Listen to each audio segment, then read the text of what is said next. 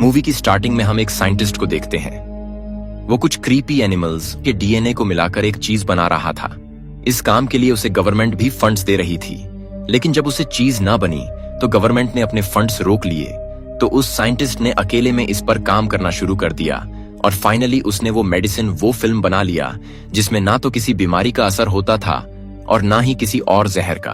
और वो मेडिसिन उसने खुद पर टेस्ट की। इसी दौरान उसका एक बेटा हुआ और उसने उसका नाम ब्रूस रखा। और साइंटिस्ट को पता चलता है कि उसके बेटे में भी इस चीज का असर आ चुका है जिस मेडिसिन को उसने खुद पर टेस्ट किया था। तो वो इस चीज का हल निकलने लगता है कि कैसे इसके असर को खत्म किया जाए। दूसरी तरफ हम ये भी देखते हैं कि ब्रूस को जब कोई चोट लगती है तो वो हंसता रहता था, यानी ना तो उसे कोई दर्द होती थी और ना वो कभी बीमार होता था।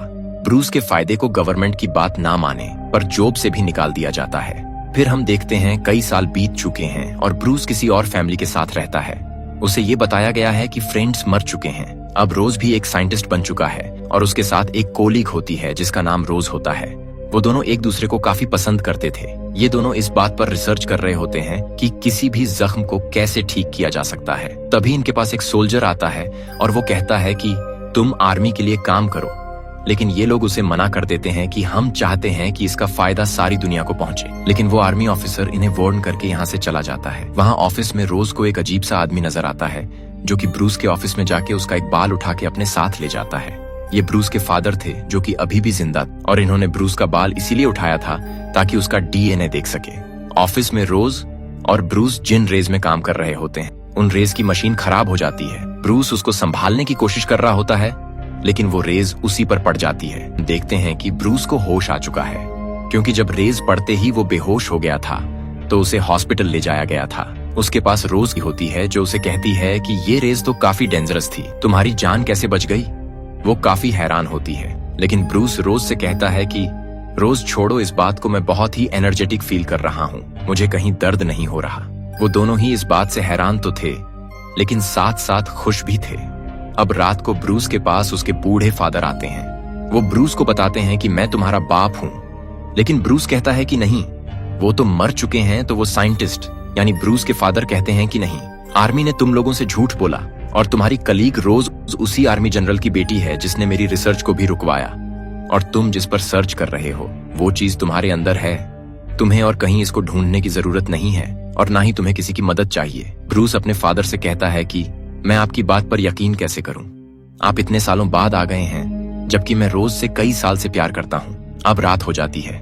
ब्रूस अपनी लैब में आता है। उसे साइंटिस्ट यानी अपने रियल फादर की सब बातें याद आ रही होती हैं। उसे गुस्सा आने लगता है और उसकी बॉडी में कुछ चेंजेस होने लगते हैं। उसका शरीर बड़ा और ग्रीन होने लगता है। देखते ही वो बहुत बड़ा ग्रीन कलर का मॉन्स्टर यानी हल्क बन जाता है। ये सब कुछ उसके फादर भी चुपके से देख रहे होते हैं। तो वो उसके पास आते हैं और ब्रूस को यानी हल्क को अपना बचपन याद आने लगता है। लेकिन ब्रूस वहाँ की सारी चीजें तोड़ के वहाँ से चला जाता है। अगले दिन हल्क से उस मिलने आती है और वो कहती है कि लैब में बहुत अजीब चीजें हुई, क्या तुम कल लैब में आए थे। लेकिन ब्रूस को कुछ भी याद नहीं होता। वो अब हल्क भी नहीं बना हुआ था। वो कहता है कि नहीं, मैं तो कल लैब में नहीं आया, लेकिन कल मुझे बहुत अजीब सपना आया और एक आदमी भी आया जो कि खुद को मेरा फादर कह रहा था। तभी वहाँ पर आर्मी जनरल यानी रोज के फादर आते हैं और अपनी बेटी को बाहर गाड़ी में बिठा देते हैं कि तुम फिलहाल बाहर ही रहो, मुझे ब्रूस से कुछ जरूरी बातें करनी है। इनफैक्ट ये आर्मी जनरल ये भी जानता था कि ये उसी साइंटिस्ट का बेटा है और ये अपने बाप का छोड़ा हुआ अधूरा काम भी पूरा कर रहा है। वो अंदर आते हैं ब्रूस के पास पर उससे कुछ बातें करने लगते हैं। उधर रोज ब्रूस के फादर के पास जाती हैं और कहती हैं कि ब्रूस में ऐसा क्या है जो मेरे फादर उसके पीछे पड़े हुए हैं, उससे बातचीत करना चाहते हैं। एक बार तो ब्रूस के फादर कहते हैं कि क्या तुम मेरे बेटे को अपने फादर के आर्मी जनरल के पास छोड़ आई, तुम नहीं जानती ब्रूस के पास वो सच में यूनिक है।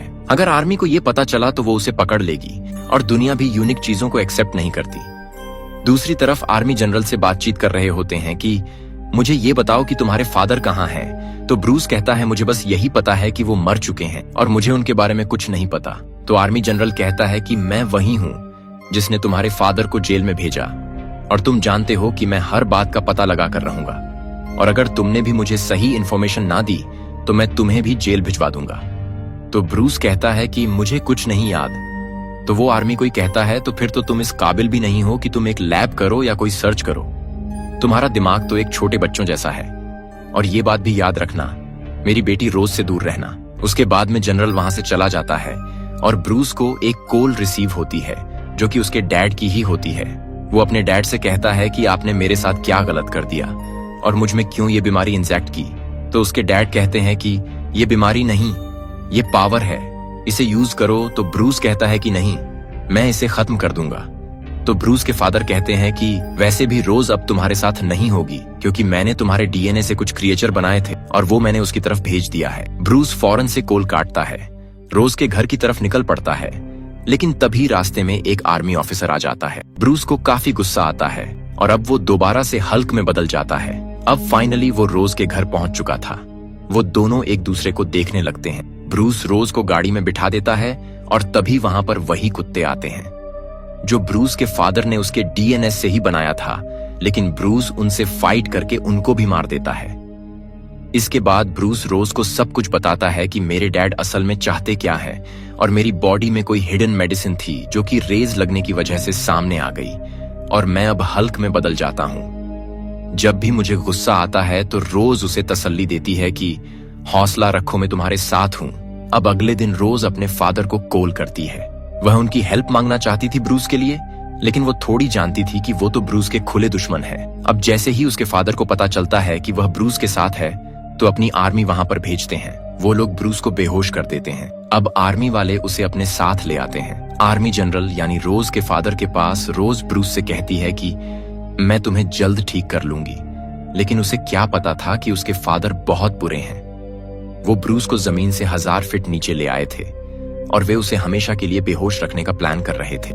जब रोज ये पता चलता है तो अपने फादर से कहती है कि आप रूस से इतनी नफरत क्यों करते हैं। तो उसके फादर कहते हैं कि नफरत नहीं, वो खतरा है, खतरा। वो अपने डैड की तरह एक पागल साइंटिस्ट है। तो रोज कहती है कि मैं उसे जानती हूँ, आप मुझे उससे एक बार मिलने दे। तो उसका फादर उसे इजाजत दे देता है और वो सारा दिन ब्रूस के साथ स्पेंड करती है। लेकिन उसके बाद उसका फादर उसे कहते हैं कि आज के बाद तुम ब्रूस से नहीं मिल सकोगी क्योंकि उसे कुछ लोग हमेशा के लिए अपने साथ ले जाएंगे। दूसरी दिन जब ब्रूस के फादर को यह खबर मिलती है कि ब्रूस को उन लोगों ने पकड़ लिया है तो वो सोचता है मैं अपने बेटे के रिसर्च इस तरह से खत्म होने नहीं दे सकता। वो उस जगह जाता है जहां पर वो रेज होती है और वो रेज वो खुद पर डालता है ताकि वो भी अपने बेटे जैसा यूनिक बन सके और उसका काम पूरा कर सके, उसे बचा भी सके। लेकिन उसमें एक और रिएक्शन हो गया था। वो जिस भी चीज को हाथ लगाता वो उस जैसा बन जाता और ये भी एक अच्छी एबिलिटी थी। फिर वहां से ब्रूस के फादर रोज के पास जाते हैं और कहते हैं कि मुझे अपनी बेटे से मिलना है। तो रोज कहती हैं कि अब बहुत देर हो चुकी है, उसे वे लोग लेकर जाने ही वाले हैं। तो ब्रूस के फादर कहते हैं कि तुम्हारे फादर हैं जो ये सब कर रहे हैं, तुम उन्हें रोक सकती हो। तो रोज कहती है कि नहीं, मैं उन्हें नहीं रोक सकती और आप मुझसे ऐसा क्यों कह रहे हैं, क्योंकि सारी गलती आपकी है। तब ब्रूस के फादर कहते हैं कि मेरी गलती ये तो उसमें डीएनए के जरिए आया है और मैं चाहता था कि ऐसा ना हो। मैंने क्या क्या नहीं किया इसको खत्म करने के लिए, और अब भी तो मैं आप लोगों की भलाई चाह रहा हूँ ना। गलती तो तुम्हारे फादर की है जिसने मेरे प्रोजेक्ट को बंद कर दिया, वरना आज तक मैं उसकी फैमिली उसका क्योर ढूंढ चुका होता। वो रोज को बताता है कि हाँ, मुझसे जो गलती हुई मैं उसको मानता हूँ। मुझे जब पता चला कि मेरा बेटा ब्रूस बड़ा हो के दुनिया के लिए खतरा होगा तो मैं उसे मारने के लिए आगे बढ़ा था, लेकिन मेरी वाइफ बीच में आ गई और वो चाकू उसे लग गया जिसकी वजह से वो मर गई।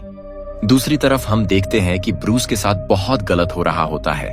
वो लोग उसको इलेक्ट्रिकल शॉक्स दे रहे होते हैं ताकि उसको गुस्सा आए और वो हल्क बन जाए, क्योंकि वो लोग ये चाहते थे कि जब वो हल्क बने तो उसकी स्किन उतारें और उसके डीएनए से और भी कई सारे हल्क बनाए जिससे वो अपना फायदा उठा सके। लेकिन ब्रूस खुद को गुस्सा नहीं दिलाता। वो कहता है कुछ भी हो जाए मैं हल्क नहीं बनूंगा ताकि ये लोग मेरा यूज न कर सकें। लेकिन उसे इतना टॉर्चर किया जाता है कि वह बेचारा बेहोश हो जाता है और उसे पानी के टैंक में रख दिया जाता है। वहां पर उसे कुछ विजन आने लगते हैं कि जब वो काफी छोटा था उसके फादर उसे किस तरह से मॉन्स्टर समझकर मारने लगे और इसी वजह से उसकी मदर की डेथ हो गई। ये सब याद करके उसे गुस्सा आने लगता है, जिसकी वजह से वो फाइनली यहाँ पर हल्क बन जाता है और उस ग्लास को तोड़ के बाहर आ जाता है। वो सारी आर्मी उसे बेहोश करने की कोशिश करती है।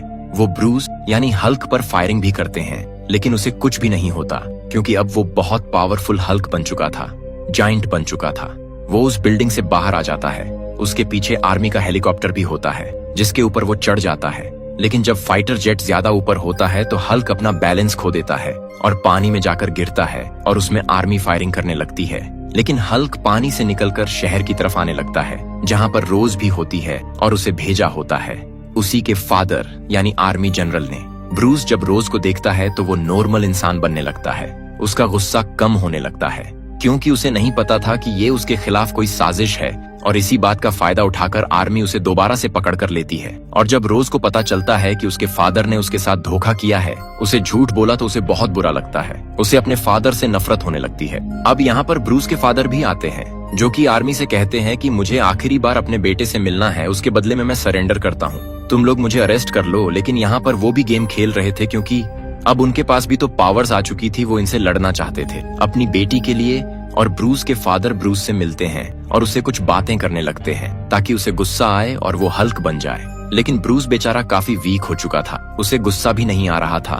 तो ब्रूस के फादर पूरे शहर की एनर्जी और इलेक्ट्रिसिटी अपने अंदर ऑब्जॉर्ब कर लेते हैं, और उसका शॉक वो ब्रूस को भी देते हैं, जिसकी वजह से ब्रूस फाइनली हल्क बन जाता है और वो दोनों लड़ने लगते हैं। ब्रूस के फादर उसे इसलिए लड़ रहे थे ताकि वो उसकी एनर्जी ऑब्जॉर्ब कर सके। तो हल्क अपने फादर से कहता है कि ले, आप सारी एनर्जी ले ले मेरी, और इसी के साथ वो अपनी एनर्जी देने लगता है। लेकिन वो इतनी ज्यादा होती है कि ब्रूस के फादर उसको कंट्रोल ही नहीं कर पाते और कहते हैं कि नहीं, रहने दो, तुम ही हो जो इसको कंट्रोल कर सकते हो। हम देखते हैं कि आर्मी उन पर बम फेंक देती है, जिसकी वजह से उन दोनों की डेथ हो जाती है। अब 1 साल गुजर जाता है और रोज को उसके फादर की कॉल आती है कि अगर तुम्हें ब्रूस कहीं भी नजर आए हल्क की फॉर्म में, तो तुम मुझे जरूर बताना। बेशक सारे लोग कहते हैं कि वो मर चुका है, लेकिन मुझे अभी भी लगता है कि वो जिंदा है। तो रोज कहती है कि नहीं, मैं आपको कभी नहीं बताऊंगी, और मैं खुद भी यही चाहती हूं कि मैं उसे कभी याद ना करूं, वरना वो याद बन के दोबारा मेरे पास आ जाएगा। और अब हम ये देखते हैं कि ब्रूस अभी भी जिंदा है और जंगल में कुछ लोगों का इलाज कर रहा होता है, और उसने अपने गुस्से पर काबू पाना भी काफी हद तक सीख लिया था। इसीलिए तो कोई उसे पहचान नहीं पाया था कि हल्क जिंदा है या मर गया। और यहाँ पर मूवी का दी एंड हो जाता है। लौटूंगा ऐसी ही शानदार कहानी के साथ। कहानी अच्छी लगी हो तो वीडियो को लाइक करे, सब्सक्राइब करे और अपने दोस्तों के साथ शेयर करना ना भूलें। मिलते हैं नेक्स्ट वीडियो में। धन्यवाद।